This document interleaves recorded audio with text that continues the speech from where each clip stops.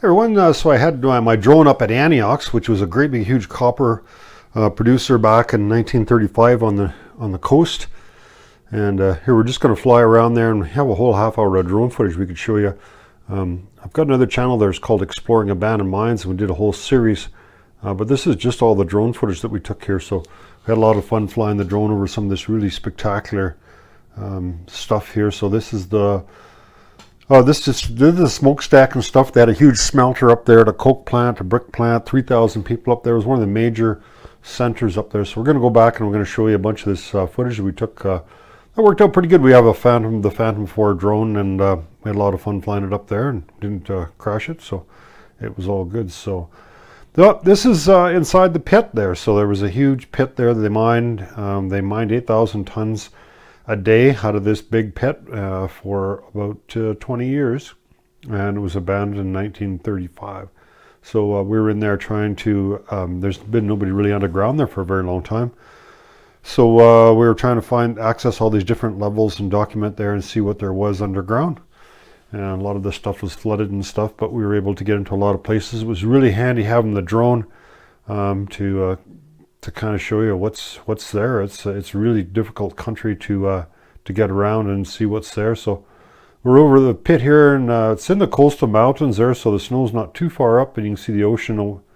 The only way to get to Anyox is by boat or float plane or helicopter. There's no roads into Anyox. It's on the ocean, so pretty remote area. So this area we're looking at here was actually, there was a big explosion there.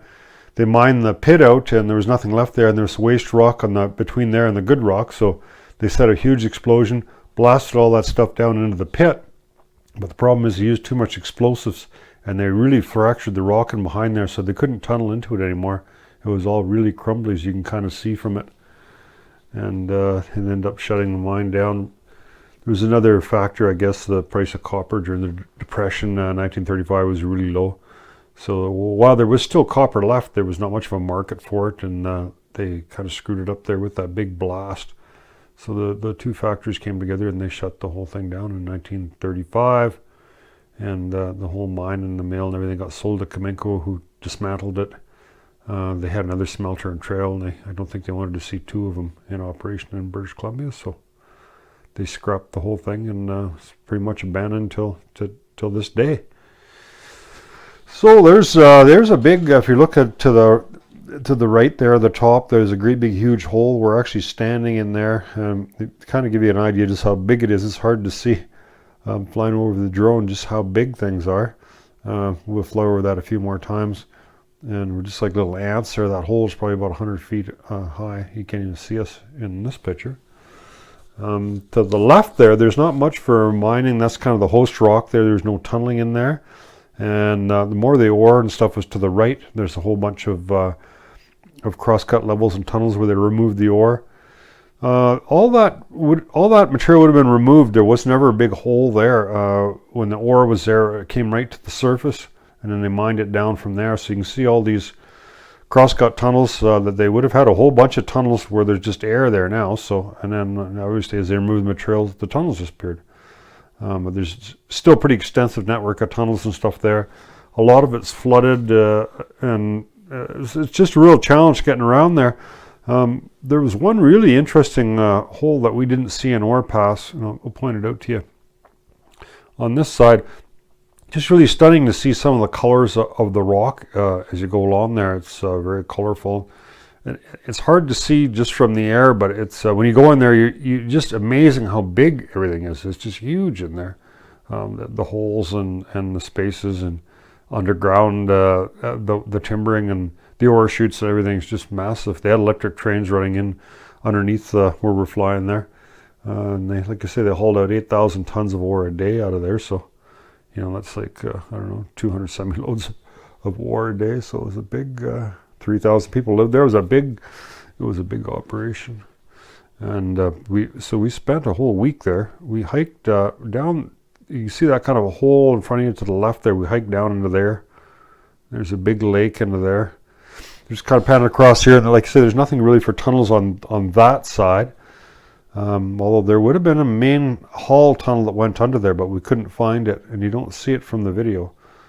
So we hiked up onto this big hole here, so you should be able to see us there in the bottom left side of the screen there, and we hiked up from below there. It'll show us that in a minute here, but there's still snow in the bottom of this pit here. There's the snow is just coming up there. So here it is. It's the 5th of June, and this country just gets a crazy amount of snow. I think they got about 22 feet of snow on average in the winter. It's just it's in a really wet area, the coastal rainforest, and in the wintertime it snows. It's just a massive amount of snow in there.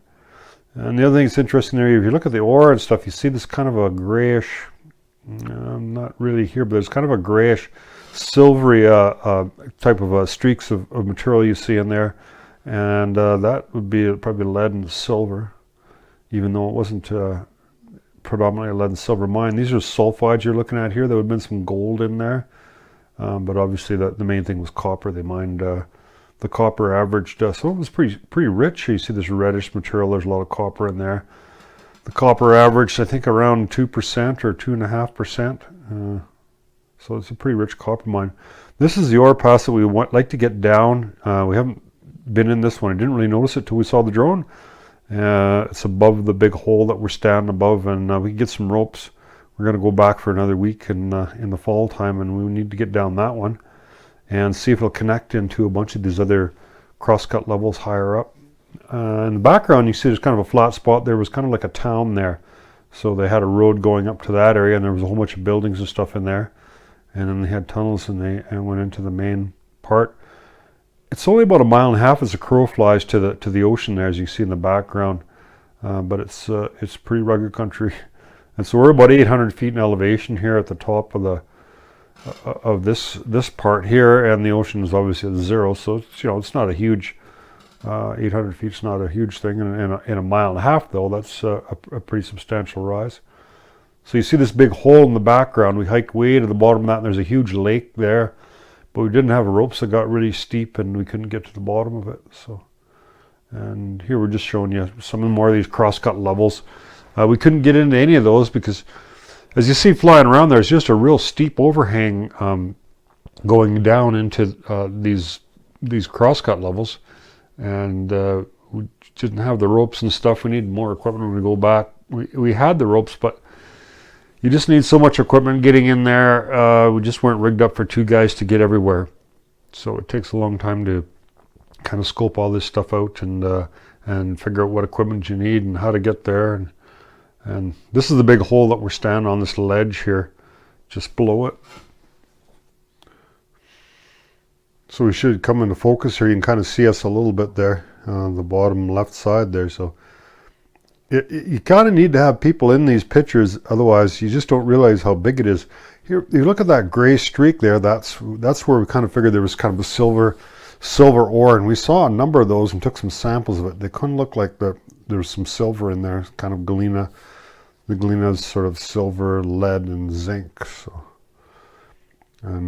this is where the train came across. So you can kind of see there was a big canyon there, and that's where the train went up to the mine. We'll get in a little closer and have another look at it, but there was a big trestle across this gorge, and the newer road kind of goes to your left coming up. So we follow that up to a big, there was a huge ore bin that the trains actually ran right over top of it and dumped the ore into the mine. This is kind of adjoining, this creek is really polluted. There we go. There's this, that's where the railway was, right there. The trestle was below us. And you can see the new road up to the dam, and to the right, the railway is there. See your truck parked there, and then just almost parallel to that, that's where the railway went. There's a big electric railway. And this is heading up back into the back part of the pit there. So they call that the Alpha Pit. And you see there's a big pile of dirt in the middle there, and there's an adit that goes right through the mountain there, and it was all plugged with full of water, about 6 feet of water in it, so we couldn't get through. And it's just another area we like to get in there and kind of clean the water out of there and get right into there and do more exploring. Like I say, we're there for a week, but it's going to probably take us another week now after doing a whole bunch of research and looking at stuff from the footage to see a bunch of these other areas that we need to go into. And when we go back, they're really happy to have us up there. They've offered us, some equipment there, all a cat and a hoe and stuff, and we can go in there. And these roads are all just overgrown, and we can get back in there and clean out some of these roads and just get around a lot better now that we know where everything is. This big lake had a railroad went right to the bottom of it. It wasn't a lake then, and then somehow, I don't know if they had a tram or a cross-cut level, we couldn't figure it out, and they loaded ore out of there. There's railway tracks. You can't see it from the air. There's kind of a bit of a shack almost to the right in the middle there, and there was railway tracks and a whole bunch of railway stuff in there. So the railway went right up to there, and there's a little spur going straight up there. Here's another adit. They called that the Beaver Dam adit that went right through the mountain, right here, and it was also flooded. So here we're going up towards the dam, and you notice this is a swamp. There's a railway going along there. You see all those telegraph poles? What it was is they built a railway up to the dam to bring all the concrete up to the dam. And there's a low-key still sitting up there. It's right on the side of the road. We kind of show you the low-key. It's really rusty. It's been sitting up in the rain there, but they used that to steam locomotive to bring all the concrete up to the dam. And they had a kind of a winch that went up to a station, and then from there to the dam, and here's the dam. So they built this in 1923. It was the largest concrete dam, I think, in North America at the time. And it's still standing today. It's not full of water. They blasted a bunch of holes in the bottom of it to drain it. So, you know, it puts a lot of pressure on that dam. It's right full of water for no reason. And so then they had a big wooden kind of a pipe that brought all the water to the bottom to that big generating station. We'll show it to you at the Powerhouse. And there you can see that hole right at the very bottom there. So they blasted a bunch of holes in it. So it's not full. It's basically empty now. And they'd actually planned on doing some work to revitalize this dam and use it again. But it's a pretty big project, and they kind of run out of funds. It's kind of on hold right now, but there is interest in getting this dam working again. So, you know, I don't know that much about it. There's a lot of structural issues and stuff that they've had to work through, but it may be a viable project at some time if there's a demand for power, or if there's another mine or whatever there. So this is where most of the water's running out. There's actually a catwalk going right through the middle of the dam. We walked right through it, and if you look at my that series we did on Anyox, and we walked right in there, and you can see that's actually pretty interesting, walking right through the middle of the dam.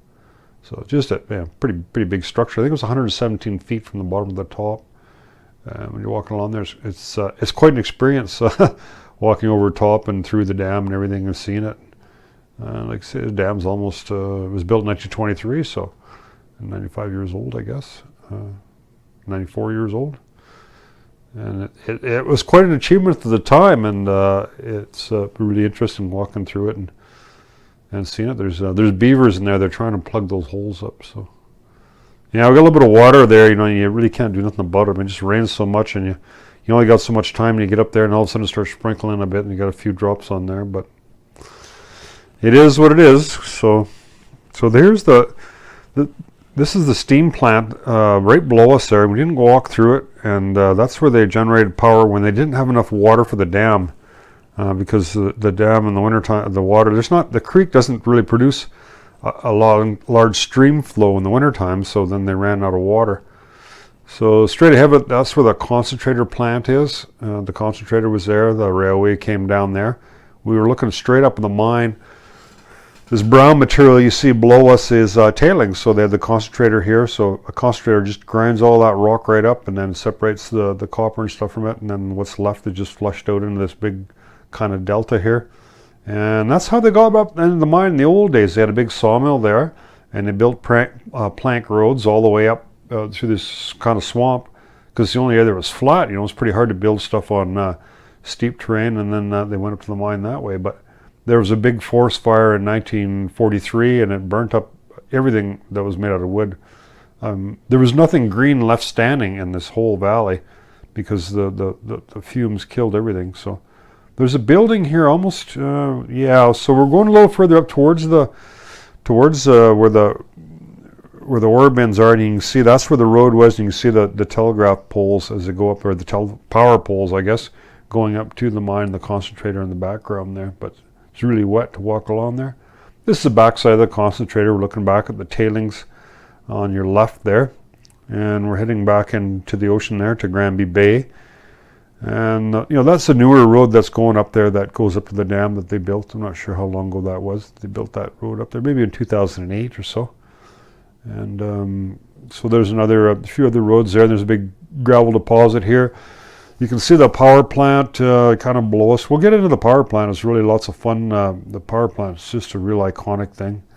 And so you see the creek here. That's where the water came out of. There would have been no water flow in there. They would have diverted all of it to the power plant. But it's about an 800-foot drop in a mile and a half. So that's why it was a good site for power, because you had that huge drop in elevation for the water. There's two towers here. One was for the smelter. The other one was a surge tank. So when they shut the water off, all of a sudden going to the power plant, so that the whole thing didn't explode. The pressure was like a pressure relief valve. That big steel tower is just for pressure relief if they had to shut the water off going to the power plant for some reason or another.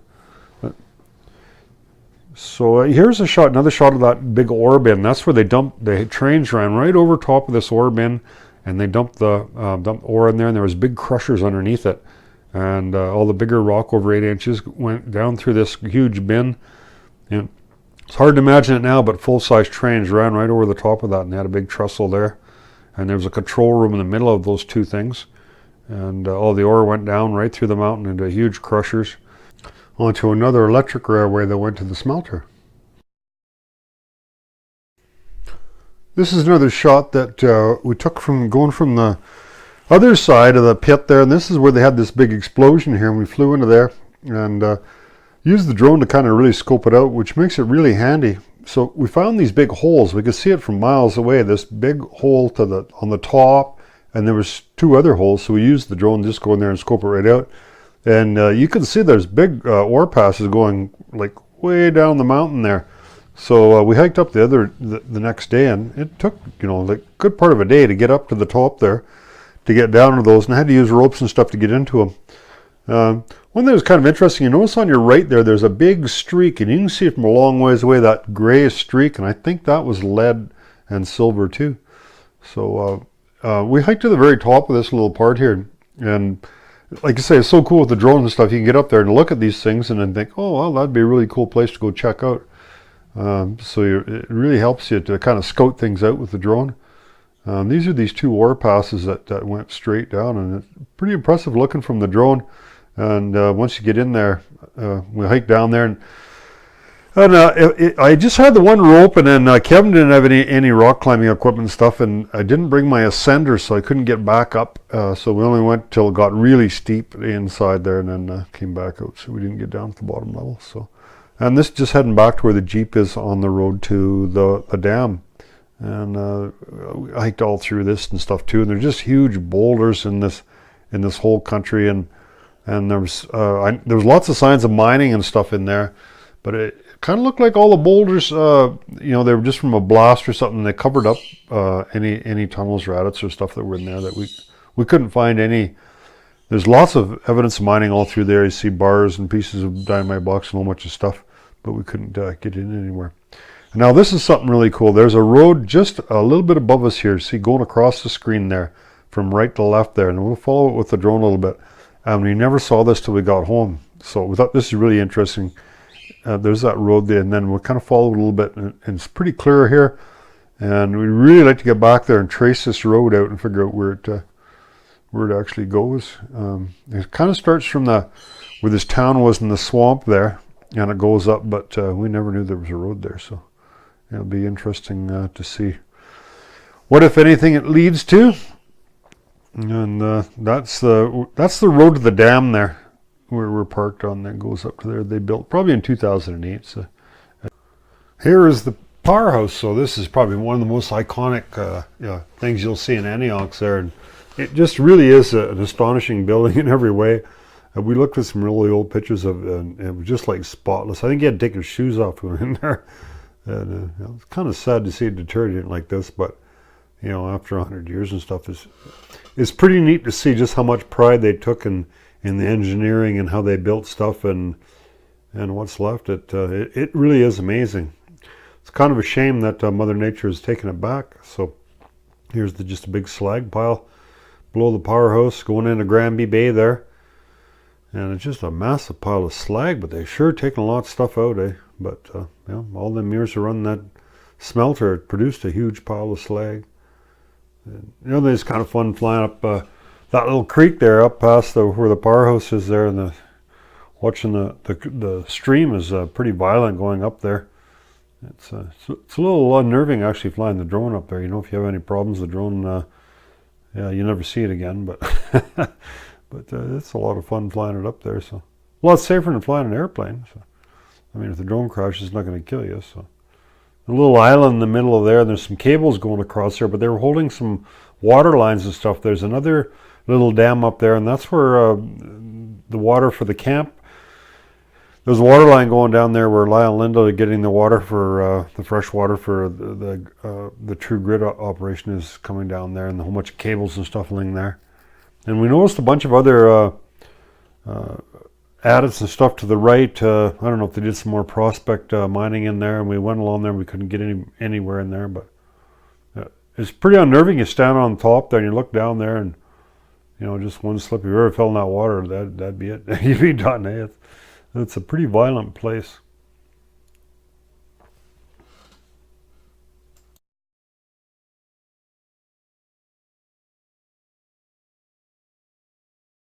It's just a great panoramic view. We're standing just about right on top of the mine and just looking down that flat spot where the roads came up and into Granby Bay. And you can see that newer road going to the mine coming up there they put in through in 2008. And like I say, it's just really steep country. And you can't see it from the air, but you start hiking around through there and it's just really thick because it's regrown and you just get soaked. It's tough getting around there. So this is just, this is where the claim is, or the True Grid operation is there, and the reason we're showing this is where the most smelters, they had kind of a little carts or something that took the slag out, but here they have these big long flumes that they just run all the molten lava from the smelter all the way to the pit. So they didn't have any trains or carts or anything taking it out. So here we're looking at all what was left of the smelter, and they just went up there and just scavenged this completely. When Caminco bought it, they sent a bunch of ships up there and they cut everything made out of steel, and this is where all the big buildings are and all the heavy stuff is there, and you can just see it all cut off, and it you know, just there's not much left there, but there was lots of huge buildings up there and it's all gone now. So there we are on top of the mine again, looking back down the bay, and the big flat spot in the middle there, that's where the roads came up to the mine. This is where the coke plant was, and the kilns. They made their own bricks and everything there. They're really self-sufficient. They had lots of problems with these mines. They had strikes and stuff. They couldn't get coal. And so they just had their own coal mine, and they made their own coke, their own bricks, and they just tried to do everything in-house. Just amazing. And you can still see the kilns below us here. And if you look in there, you can still see the bricks in the kilns. So this is Anyox Creek here. It's really polluted, just really a lot of heavy metals and stuff going there that are running to the mines. But kind of fun flying along this creek here. And lots of bears along here, and just a big tidal flat. Probably a lot of slag has probably come down there and kind of really silted this bay in. It was probably a lot deeper back in this day. You can see a lot of it's kind of sloughed down into there. The huge tides here, like 24-foot tides, so big change from one time to the next. So this is just a big chimney in the coke plant. The top's kind of, I looked right inside there, and it's just a lot of bricks have fallen off there. This is where the big general store was, you see in the middle there. It was huge, like 7,000 square feet. There was 3 stories high, huge general store. There's a barge where our boat was tied up, and you see our camp in the background. And here's a bear, and I tried to take some good shots of bears. There's bears everywhere, but it's kind of a mistake. You don't want to go in from the water side. I should have went in from the back side, because you see the bear, they don't like the noise of the drone, and then they kind of wander off in the bush. If a guy would have been back in the bush and come down on him, would have got a better shot of him. So the way it goes, they saw. Yeah, they got lots of bears there. We had no shortage of bears there. Yeah. So here's another pretty good shot, and this is where the smelter is. So the stack on the left is a smelter stack. It's about 22 feet across, and the other one's just a surge tank for the water. The smelter stack is not really that good a shape. We'll fly over it, and you'll see you can see daylight through the side of it. And some guys with the helicopter aboard, they dropped the skidoo down the middle of it, dropped it right down the stack. And the surge tank, they dropped a washing machine down there. So I don't know how many more years this will be standing. They had an earthquake. There's another big stack that fell during this earthquake. This one, like you can see if we'll look down there and you'll see there's a big crack in it, and you see actually daylight through the side of the stack. It's about 22 feet across, that big stack, but it may not be standing for a whole lot more years. It's a pretty tall stack. So this is the true grid operation, and this is their shop and stuff. And then they tie their barge. There's a barge that comes in, 8,000-ton barge. The tug pulls it in, and they got all these conveyors, and then they load the barge in about 12 hours. So they'll have 4 guys with 966 loaders, and just loading all those conveyors, go all the way out. They have all the abrasive stockpiled there, and then they got a little camp there. They live there. And you got the shop and everything. Pretty good setup there. I've been there for about 30 years. I've been hauling stuff out of here. Same company that actually hauls abrasive out of Grand Forks. So it all goes down to Portland, Oregon, and they use it for 2 things: for roofing material and for sandblasting. So it's kind of good to see that byproduct used for something, creating a few jobs and doing something useful. So here's another shot of that big steam, the steam plant, the power plant in the background, and there's a whole bunch of, you see there's a big flat spot there, there's a whole bunch of core samples there. So straight ahead of us there's the concentrator plant and the tailings we kind of looked at a little earlier. We didn't get a chance to actually look at all those buildings. You only have so much time. And so these roads going all the way up here, they had a sawmill right below us there, and they're all plank roads going all the way up there. And there was a big fire in 1943, and it just burnt everything up. So it's none of the roads or the planks are just gone. So here we're going to go for another little. We just loved flying through this power plant. It was one of our favorite things. It's a little tricky flying through it because you see all these little twigs and stuff coming up, and you want to get down. But if you hit one of those with the rotors there, it's going to send your drone flying. So lucky I didn't hit nothing. You're trying to zip through there kind of as quick as you can and get a shot of it. It's amazing how much stuff is really there, and you kind of go through there and you're like a detective. You're kind of trying to figure out how everything was set up and how it runs and whatnot. One thing you were surprised, there was bears right inside there. You see bear crap all inside walking through there. I don't know why the bears would go in there, but like I said, the bears are everywhere. If you look up the windows, you see they were quite large windows at one time, and then they made them smaller. So we're thinking that was probably designed in Vancouver, and all of a sudden it was just too cold in there in the wintertime. They had to make them smaller. And so, yeah, the salvagers hit this pretty hard. I mean, all the copper and everything's gone. Still some copper left inside the mines where it's tougher to get to, but most of the easy stuff, I guess, probably when Kaminko bought it, they told the salvage companies, get whatever you can out of it and try to liquidate the assets, I guess. If they get 5 cents a brick out of there, it'd be millions of dollars right there. It's kind of neat looking out the window there, looking at the water. And so that's about it for our tour of Anyox. I hope you enjoyed the show. Tick-tock, cut to the chase, time's running out.